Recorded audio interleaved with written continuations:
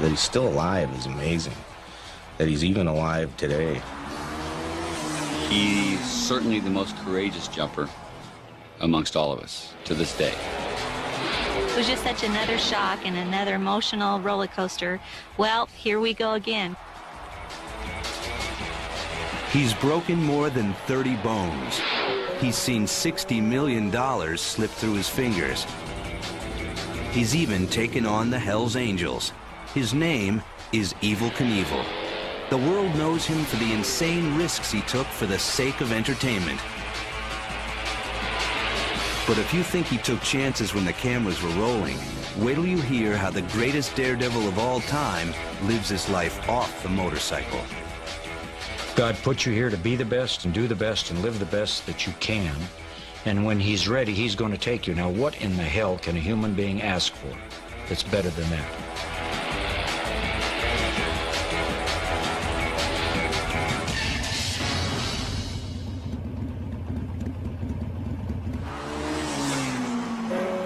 In 1974, when Knievel's career was at its peak, he envisioned a stunt so crazy, no one really believed he could pull it off, including Evel himself.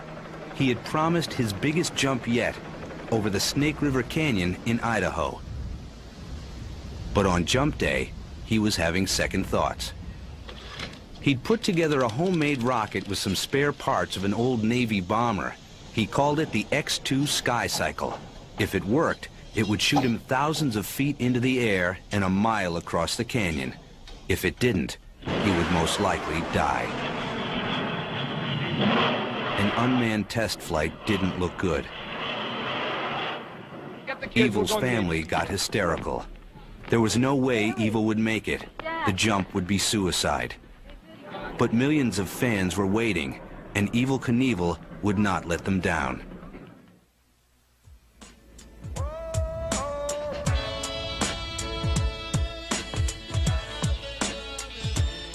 Robert Craig Knievel was born in Butte, Montana in 1938. There was a time when more copper was mined here than any place in the world. It was a town that thrived from the sweat of hardworking people who risked their lives in the mines. Death was an everyday occurrence, and it bred a people who were accustomed to danger and willing to take chances.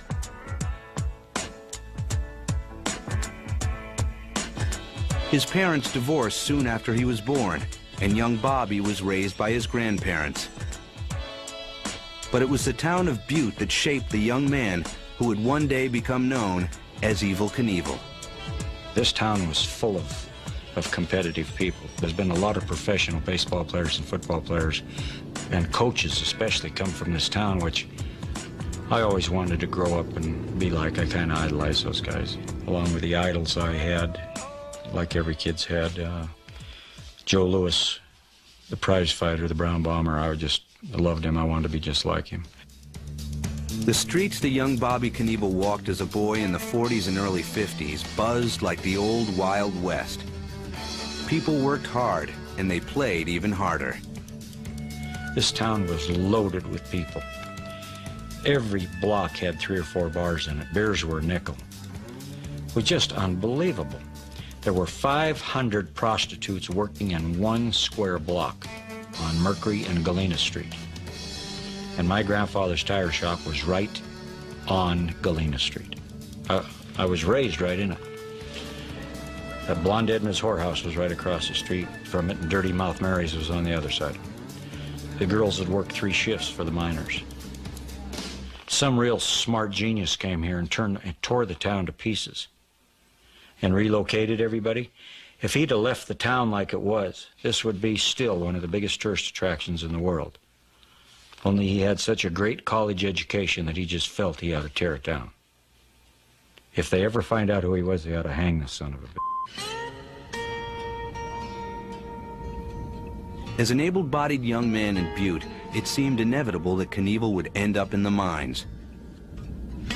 It was low-paying work that required guts, but was short on glory. I worked in them 2 years, and I could hardly wait to get out. I had many friends killed in the mines, accidents, having ore dumped on them in the shafts and killed and falling to the bottom and being crushed to death. And in the slopes, and I just wanted to get out.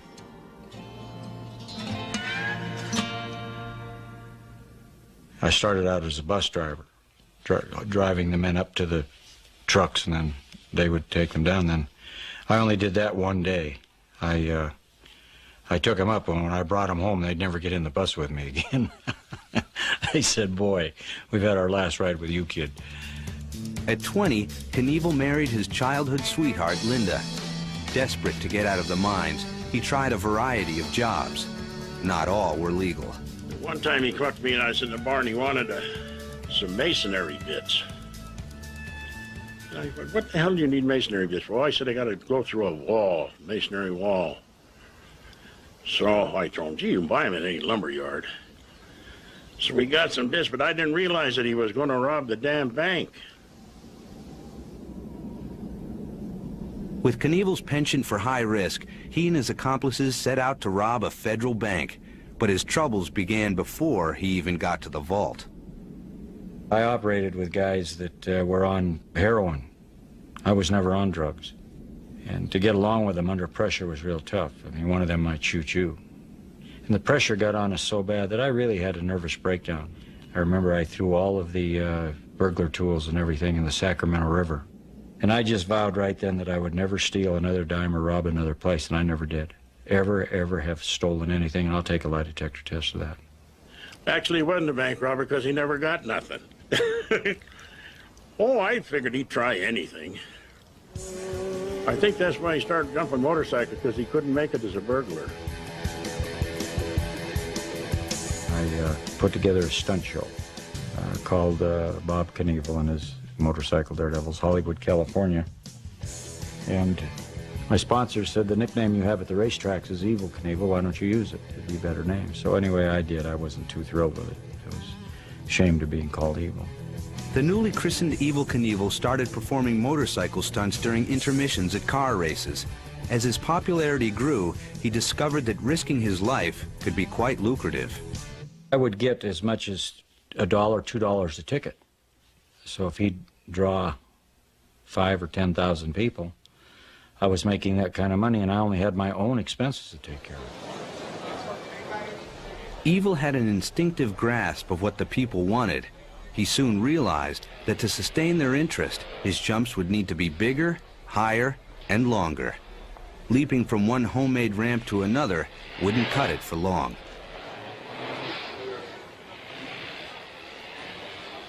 So he came up with a plan. He would jump 120 feet, clear across the fountains at Caesar's Palace, Las Vegas.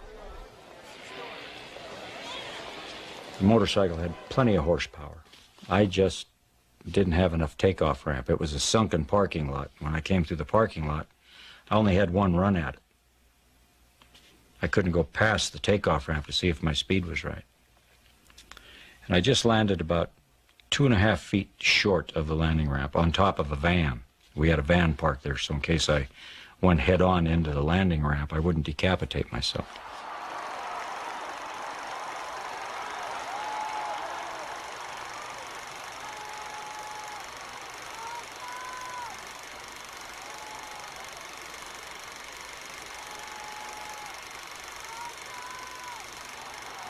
The first time I saw the film, the second time or third time, it was very upsetting to me. See yourself almost ground to death. The helmet saved my life, that's for sure. Full coverage helmet saved my life. Evel Knievel was in a coma for 29 days. Motorcycle jumping is incredibly dangerous. If you land short, you're screwed. If you land at the ramp, just 6 inches short, like Evel did it at Caesar's, that's horrible. It crushed the rear wheel of that motorcycle, threw him into the bars, then over the bike, and just pulverized his bones. Gary Davis is a Hollywood stunt coordinator. He started jumping in the early 70s and even rivaled Evel with his own Daredevil act. Over the years, he's raised motorcycle jumping to something of a science. When I leave a ramp, as soon as I crest the top of the ramp, I roll the throttle off and push the handlebars away from myself. That seems to level the motorcycle out. Now, if any time during my travel through the air, the front end comes up, I tap the brake and it sucks the rear end back up and levels the bike out. if the front end is getting low, if I've shut the throttle off too fast and the front end gets low, then I rev the throttle and bring it back up. So it's not necessarily a passenger ride from the time you leave the ramp till you land.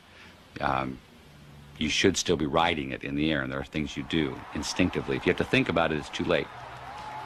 Evel didn't do any of that. Evel hit the ramp as fast as the motorcycle would go and gritted his teeth and accepted the challenge and took whatever was dealt him. I know what kind of bikes he was on. He was on, you know, factory racers.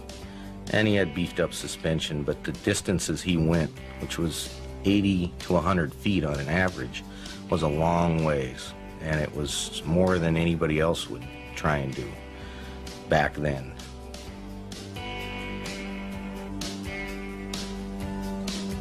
In the early days, it was Evel's unique brand of confidence that kept the modification of his bikes to a minimum. The same non-scientific approach applied to the construction and installation of his ramps. We'd build them ramps, and then he'd get back and eyeball, move it this way, and a bunch of us would drag it over through, move it back a little, and he'd be there. That was how technical that was. It was all him. But he had to make the jump, so if he wanted it moved a half an inch, we'd move her a half an inch for him.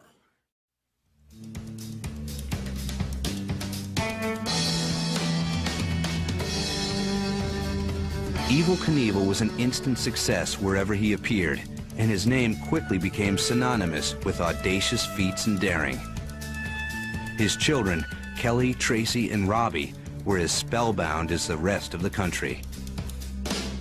I remember when I was a kid, I would get the footage on 16mm tape in the mail. When my dad wouldn't be home, I'd invite all my friends over and go down and turn the projector on, and we'd watch the jumps, you know.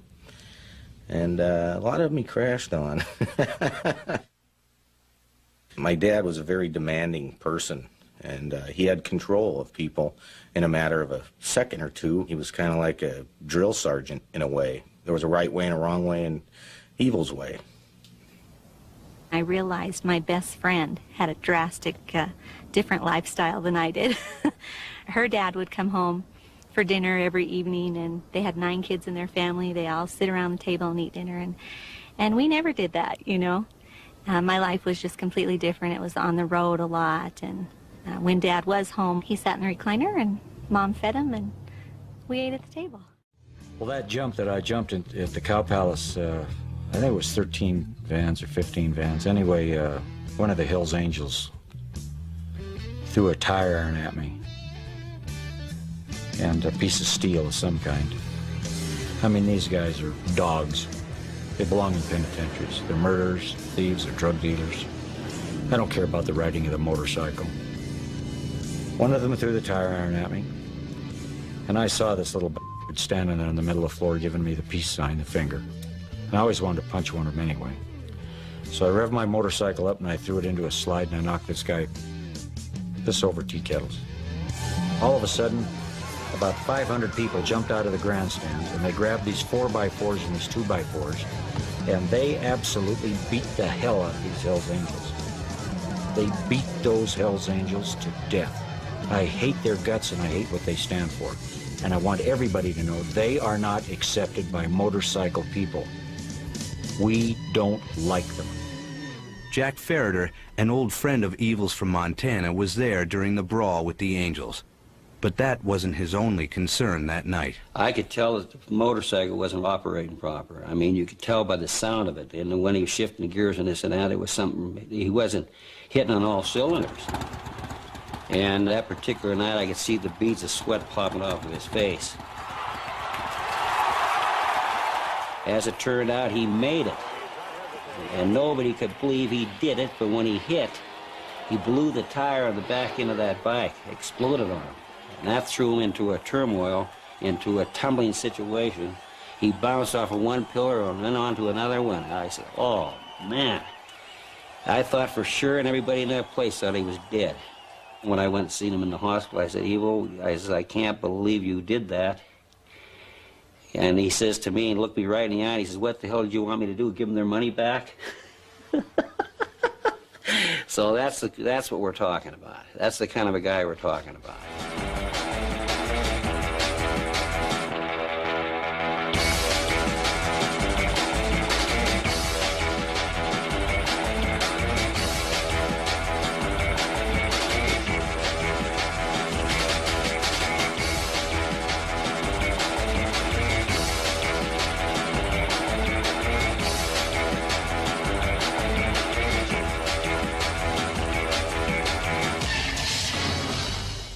A major part of the Evel Knievel charisma is his very convincing manner in persuading an audience that he knows exactly what he's doing.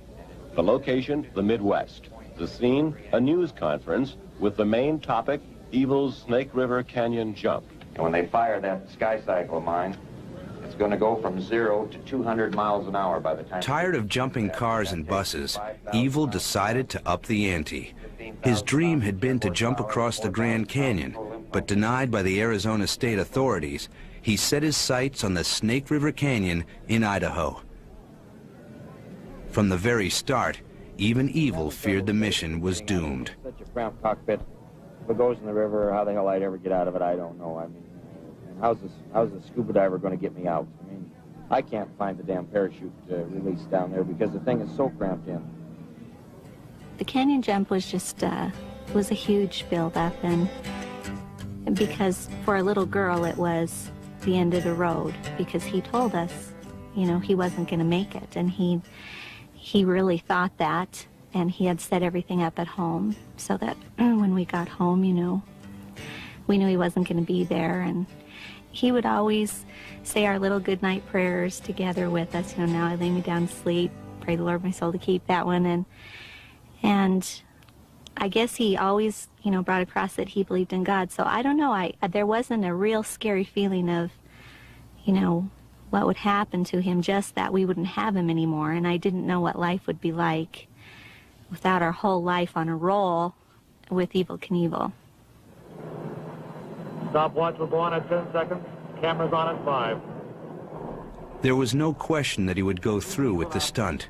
His family knew all too well that once Evel Knievel said he was going to do something, he kept his word, even if it meant his death. Happy landing, Evel. I hope that nobody ever has to say a prayer like I said before I fired that fire button. Last 10 seconds. I said, God, take care of me. Here I come. Bang. 1.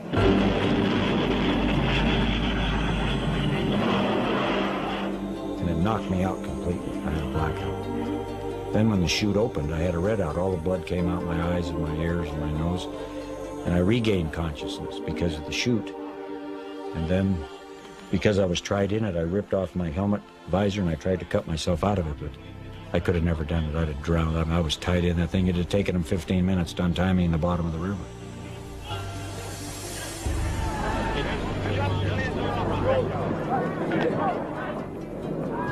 The family is hysterical and in shock, crying. They think Evel may be dead or maybe drowning in the river.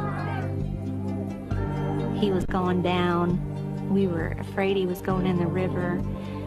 Then we heard he's on the rocks, and we heard he's okay. And I'm like, I can't believe this. I can remember thinking as a kid inside, he made it. Evel Knievel is standing in the boat and waving. He is alive and well.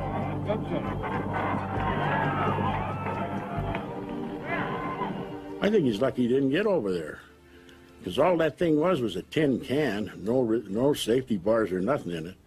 And if he lit on the other side, it had floated like a beer can. Glorious failure only enhanced his legend. Everyone, it seemed, wanted a piece of Evel. The miniature stunt cycle launched by Ideal leapt from the shelves of toy stores all across America. For kids everywhere, Evel was the epitome of cool. And nearly overnight, he became a multi-millionaire. As long as I'm making the money that I'm making, all the money in the world can't buy your way into heaven. It can't buy your way out of hell. It was made to be spent right here, and I'm going to have the best clothes, best boots, best diamonds, best cars, trucks, motorcycles, booze and women on the face of this earth, just as long as I can keep going. Hi, good looking. You going swimming again? As evil mania swept across the country, the Daredevil finally began to enjoy the fruits of his tireless labor. Being just as extravagant out of the spotlight, he spent the money as fast as it came in. Over $60 million, he claims.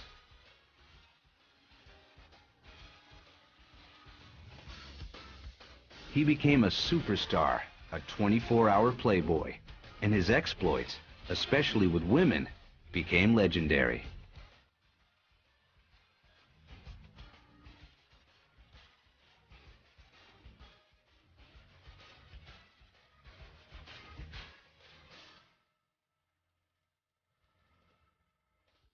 In 1975, Evel Knievel went global. Promising his longest jump yet, he booked the biggest stadium in Britain. But Wembley wasn't exactly a dirt track. The stadium was typically reserved for more genteel events like horse shows. Wembley authorities didn't know what to make of the wild American import and expressed their concerns to British promoter John Daly. They were about to put on a show which, quite honestly, they became more and more terrified over. And let alone filling the stadium, they were also concerned as to whether the people would get full value for money. You know, what about the turf? What exactly does this Evel Knievel do? Is there any chance we could change his first name? On tour in London, the showman traveled in his usual style. Now, the first person to be beheaded here was Queen Anne Boleyn, the second wife of Henry VIII. You had a sort of a real degree of cynicism with the English audience, because all they knew about him was that he'd failed at Snake River. Some said he pulled the parachute too quick. You know, so there was a sort of a doubt about this character. But Wembley has never seen an Evel Knievel, nor has London. And 80,000 of them have turned out. The commentator for ABC television at Wembley was Frank Gifford. He will be jumping over 13 buses. I walked into Wembley Stadium. I took one look at all those buses lined up and the ramp going up to the furthest end of Wembley Stadium, and I thought, oh boy, there's no chance. And I guess about an hour later he came in, and he had his kind of raggedy leather suit on, not his jumpsuit, but one I think he had spent the night in it.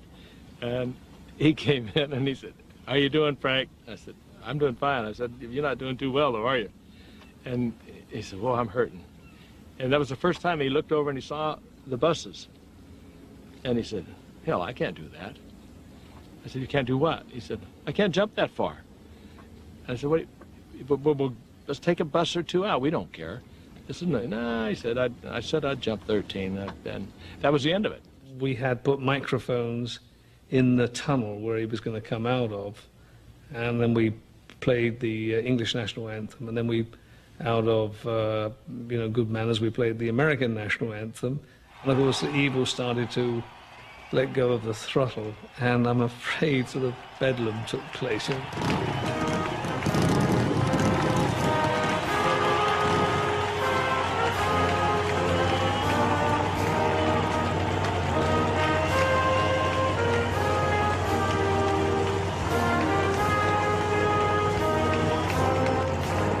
He made a couple of runs at it. Each time he did, the entire stadium collectively would, and he would stop right on the end. And he worked them up into the most incredible frenzy.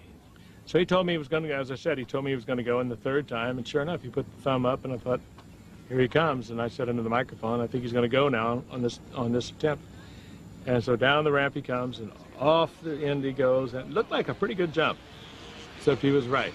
He could not jump 13. He jumped about 12 and a half. Oh, my God.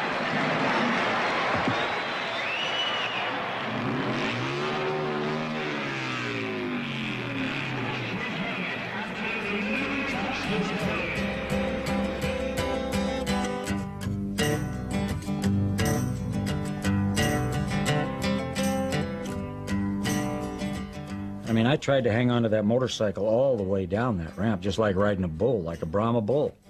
I just couldn't hang on to it. When it finally threw me off, I went over the handlebars, and when I landed, it caught up with me and got right on top of me and just burned the hell out of me.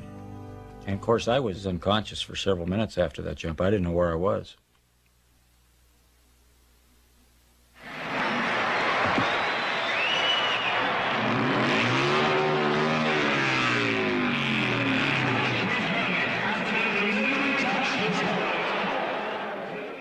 But despite the crippling pain of a broken hand, fractured pelvis, and a concussion, Evel Knievel never forgot to be the consummate showman.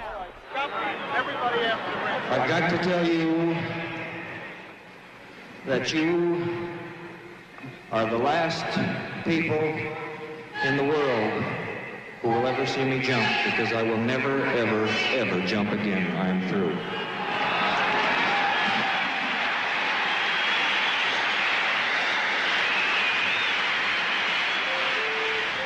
I went in an ambulance with him, and he was covered in dirt and everything. I know he was badly shook up, but he still kept his sort of sense of humour, because he said, he sort of apologised. He said, "I'm sorry, John," he said, "but my granny always told me to catch the last bus." And I said, "Forget it, it's okay." Well, first we take the arms and try to bend them in place. Then we put a little plastic on the feet and the face. We take the right leg and fix it so it fits on a bike, and take the left one and do with it whatever we like. Then we screw around a little with a plate in his hip, put a zipper in his bottom, and we button his lip. And things that we don't recognize go back in the bag, and we mop him up all over with a surgical rag. 4 months after his accident at Wembley, he returned to jump again, this time at Kings Island, Ohio. You can't say you're the best in the world and then fall off and get up and say, "I quit." Not if you're an Evel Knievel, you can't. And I'm not going to quit that way. I will try it again. If I make it, I'll continue. And if I don't, I'm going to pack it all in. Though he was back at it, the years had taken their toll on Evel's body. Youngest Knievel, Robbie, was on hand to help. You know, he was in a lot of pain because the doctor went to shoot the xylocaine into him to numb him up, and I held his hands while he shot the xylocaine in himself. So, you know, those moments were always scary. It was like, if Dad falls off the bike this time, he was just like, when I was a kid, he's brittle, man. He's going to break into a million pieces like a puzzle. But so every time he went off that ramp, it scared me pretty good. I always remember when I used to hang my clothes up in my dressing room and put my leathers on, that I always hoped I could go back and put the clothes on again. I've been hurt so many times, I knew how close I was going to come to death each time. If the public thought the mishap in Britain shattered Evel's nerve, they were mistaken. Unable to clear 13 buses at Wembley, this time he was going for 14. He's certainly the most courageous jumper amongst all of us to this day. If I had had as many bad wrecks as he had had, I would not, absolutely not, have continued jumping motorcycles. He always came back. He always said he would, and he always came back. And even when he retired and said, "I'll never jump again," he came back.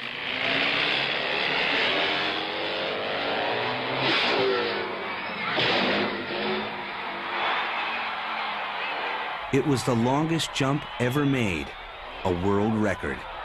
But even for Evel, pushing himself to jump ever higher, ever further, had its limits. I am going to continue to perform throughout this country and throughout the world, and I hope that I'll be successful at doing it. But as far as I'm concerned, I have jumped far enough. With the new self-imposed limit, Evel had to find a way to spice up the act. In Chicago, he planned one final television event. He would jump a tank of sharks. The last jump was in Chicago over the sharks, and it was a practice jump, and he missed, and off we all went to the hospital, and I think that was around the last one, and personally I was thankful because I was right there for that one, and it was really scary, and I was old enough, to realize, I think my dad's crazy. For the first time in his career, Evel was not the only one hurt. During a practice jump over an empty tank, he crashed into a television cameraman, putting out his eye. The performance was canceled immediately. Evel Knievel's jumping days had come to an end. Of course, there was always talk that he would do this one last big hurrah, so you always kind of lived with that. But I'm pretty secure now that he's not going to do any more jumping. He may have stopped jumping, but Evel could still create a scene. In 1977, the PR man from the Snake River Canyon jump published an account of his time on the road with the Daredevil. 20 years later, Evel is still enraged by what he perceived as personal attacks on his family. This guy's name was Sheldon Saltman, Shelly Saltman. He's a filthy little jerk. When I catch that guy, I'm going to strangle him. I'm going to slap him so hard. If I catch him in Los Angeles, I'll slap him so hard, they'll pick him up for speeding in San Francisco. That's how hard I'm going to hit him. This guy co-authored this book and wrote the worst in the world. Said I hated my mother. It's a lie. Said I was a drug user. That's a lie. This Saltman's just represents the rectum of the earth. When Evel on Tour hit the bookstores, the boy from Montana reacted the only way he believed was right, which led to his speedy arrest by the Los Angeles Police Department. This got a baseball bat and broke his arms. He don't write any more books. It's hard to write with broken arms. Hard to type, too. The next time I'll do it different. Next time I'll send somebody. If somebody tells lies about you and your family around this town, they're going to get a thumping. And that guy that came up here was trying to exploit Knievel's family, and he kind of kept them in the background. And I think the guy got everything he deserved. But it's too bad that, well, I've had to go to jail over that. He probably wouldn't have here in Butte. But down in California, it's a little different. They all said that I had a guy hold his arms while I broke them. I did that because both of my arms were in casts. I had casts on both arms when I went after him. I thought he might take the bat away from me and kill me with it, so I had somebody with me. But I'd like to see him now and just punch him, show him how hard I can hit him. There are some people on this earth that deserve killing. They're not good human beings. They're worse than the rottenest apple in a barrel. What do you think of the sentence, 180 days? The judge is a good judge, and he's a fair judge. All American comic book heroes aren't supposed to go to prison. In addition to serving time, Evel was ordered to pay Saltman nearly $13 million in damages. TV pulled the plug. Ideal canceled the toy endorsements. After he was released, he quietly disappeared from public view.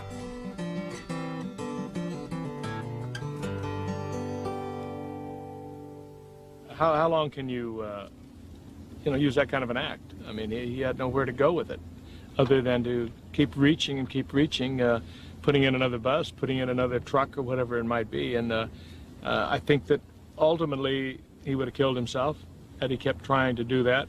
Physically, he was pretty well banged up and beat up, and the people lost interest in it.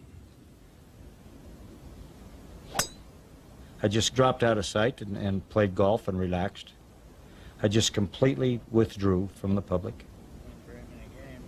I'll tell you, I came to a point in my life where I just couldn't pull a gun out of the holster anymore. Just couldn't do it. Couldn't pull the trigger. I mean, I'd been hurt 30-some times. And every time I saw a bus or a truck coming down the road, I used to wince when I was driving a car even. It's something you can't explain, but believe me, it gets to you. Alicia, his fourth child, was born in 1980, the same year as his first grandchild. But retirement and a burgeoning family was not enough to save his marriage to Linda.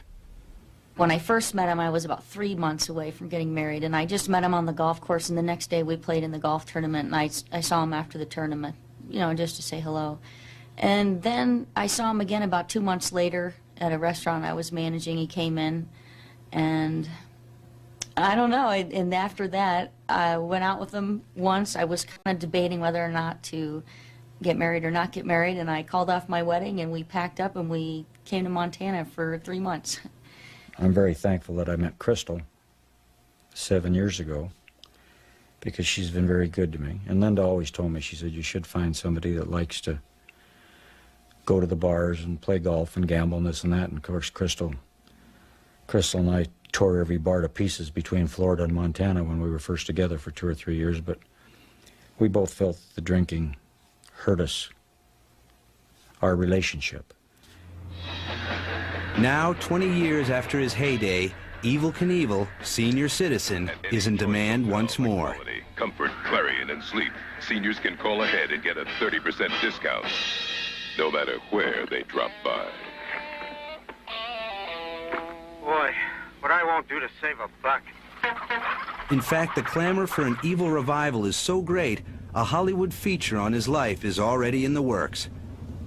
Betty Thomas, a former actress from Hill Street Blues, is the director. I would hope it's about how we aren't the same human beings that we were back then. And in the movie, right now in the script, I'm trying to tell a story of how we went from innocence, or from a sort of, a lack of cynicism, let's say, instead of innocence, to a very cynical country. Our country became a cynical country, and we went through a huge change from 1967 to 75.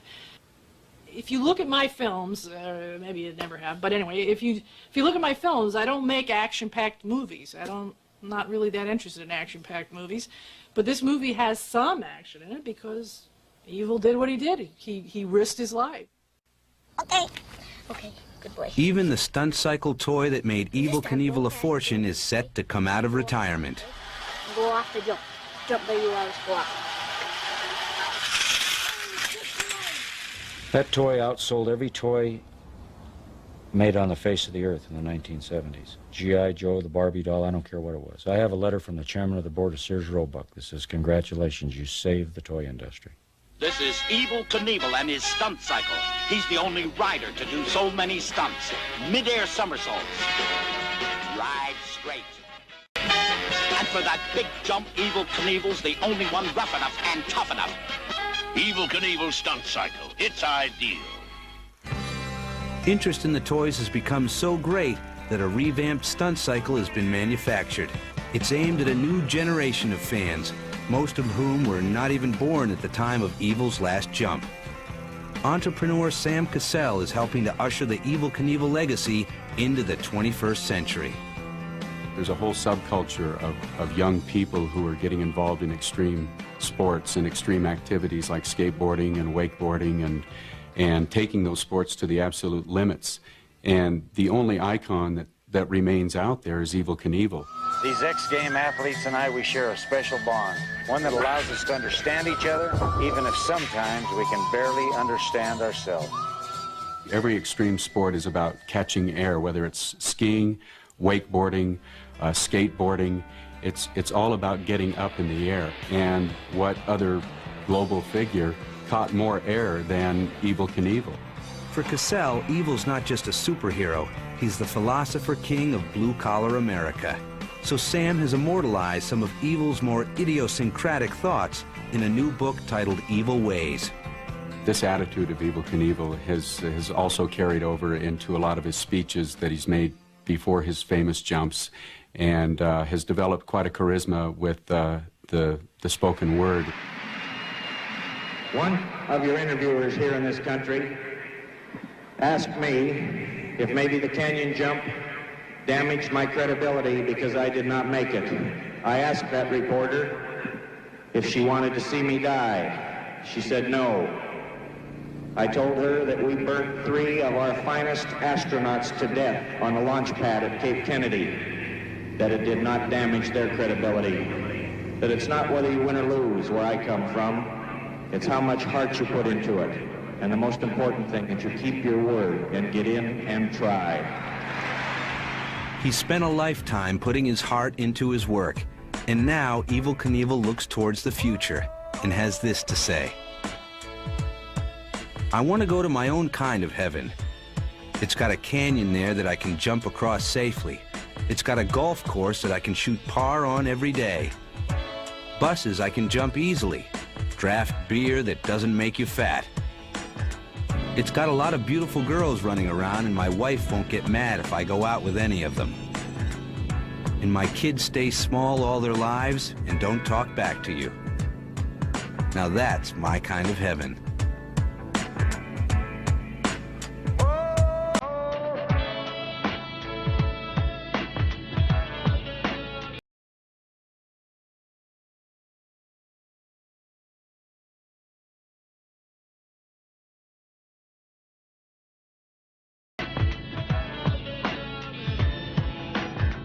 Hepatitis C, and I got it through blood transfusions over the last 5 years, and I've been told by the doctors 5 years ago that I didn't have 5 years to live.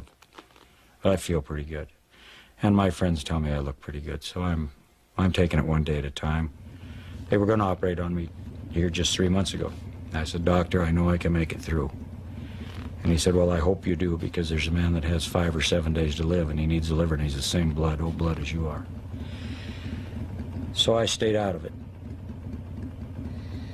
I don't think negatively about it. I mean, I think 100% absolutely that he'll recover from that and he'll feel a lot better when he does. But it's hard to look forward to it happening because it's going to be such a difficult process.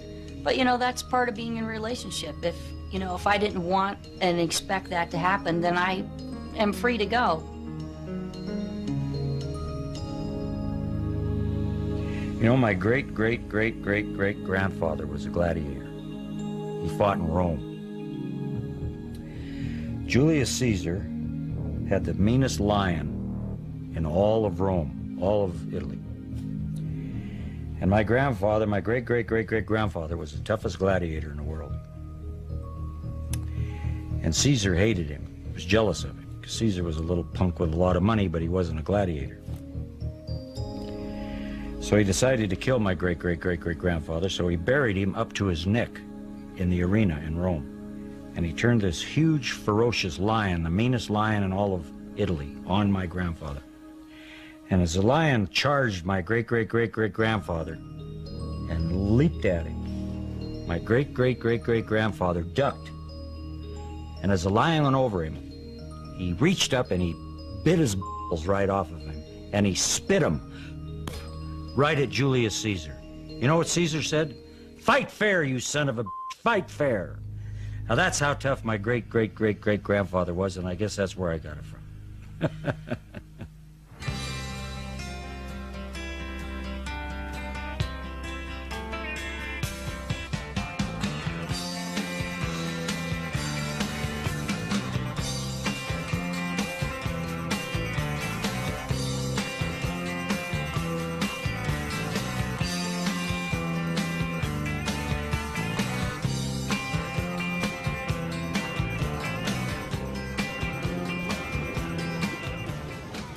My relationship with my dad now is probably closer than it's been in the last 10 years.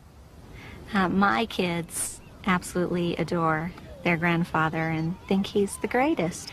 And it must be in the genes, because they've got their whole neighborhood jumping out in front of our house, and they love to ride their bikes. And I've informed them they may not jump over cars.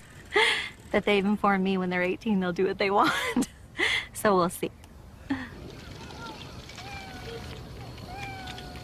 Slowed by 16 major operations, his liver exhausted by several blood transfusions and years of heavy drinking, Evel Knievel can now be found in the local park, playing with his grandchildren. These days, the quintessential risk-taker is doing the unthinkable. He's taking it easy. You always remember the first guy on the moon. Who was the second? See? So no matter how many imitators there are, there's still only one Evel Knievel. Yeah. The pool. Yeah. I've never been scared of dying, ever. Dying is a part of living. God put you here to be the best and do the best and live the best that you can. And when he's ready, he's going to take you. Now, what in the hell can a human being ask for that's better than that? This is a great world. As long as we continue to seek peace with our neighbors, it's a great world. There is a certain percentage that come to see you die. I think there are 5% probably in this world that will want to see a person die. Me included. Who want to see me miss the canyon jump, be killed. I think there are another 45% that don't want to see you die, but want to be there if it happens because they don't want to miss anything. Then the other 50% are on my side and they're pulling for me. If it weren't for a guy like me, people like them would have nothing to do.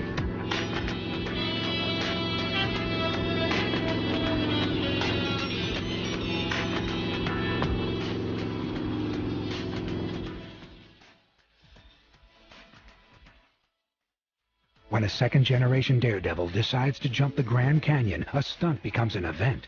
Get an extraordinary look behind the jump with Evel Knievel, next on TLC. And for an event online, click on TLC at Discovery.com.